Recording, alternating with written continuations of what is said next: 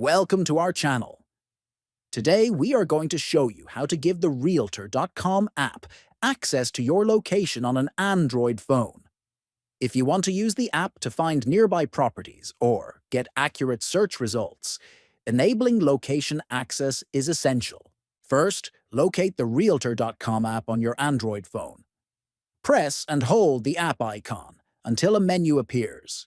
Next, tap on the option labeled App Info. Then scroll down and find the Permissions section.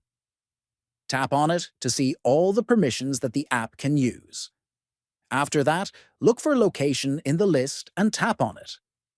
You will now see several options for location access. Choose Allow Only while using the app. This ensures that the app can access your location only when it is open, keeping your privacy protected while still giving you accurate search results.